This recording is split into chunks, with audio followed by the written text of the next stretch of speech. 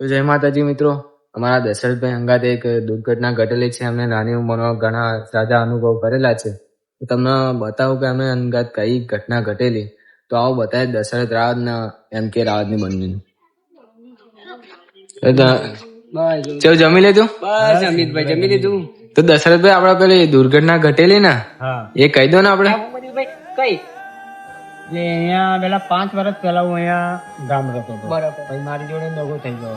એટલે દોસ્તારો ઉપર ભરોસો કર્યો. હું માતા નતો માનતો, બસ બહુ એ કરી દીધું. બરાબર. માતાને તો માનતો જ નતો, દીવા બી નતો કરતો, અગરબત્તી બી નતો કરતો, કઈ જ નહીં. પછી હું મારી પરિસ્થિતિ બહુ ખરાબ થઈ ગઈ. મારે જવું પડ્યું સુરત. બરાબર.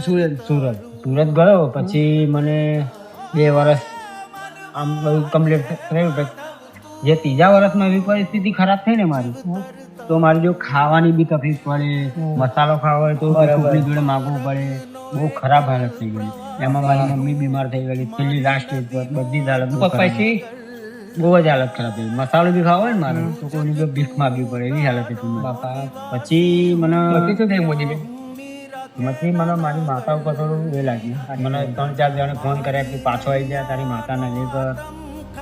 તો ભાઈ સુરતથી હું પાછો આવ્યો. પછી માતાના પગર્યો, માતાના દીવાબત્તી ચાલુ કર્યા. મને મારી માતાએ 1 મહિનાની અંદર રિઝલ્ટ આવ્યું. બરાબર. એટલે એટલું એ વસ્તુ યાદ રાખવાની કે માતા ઉપર વિશ્વાસ કદી નહીં કરવાનો. પાક્કું પેલા તમારી બેટાની માં બેઠી હોય ને ત્યાં સુધી બીજી માં જોડે જવાનું ના જાય. એટલું ધ્યાન રાખવું.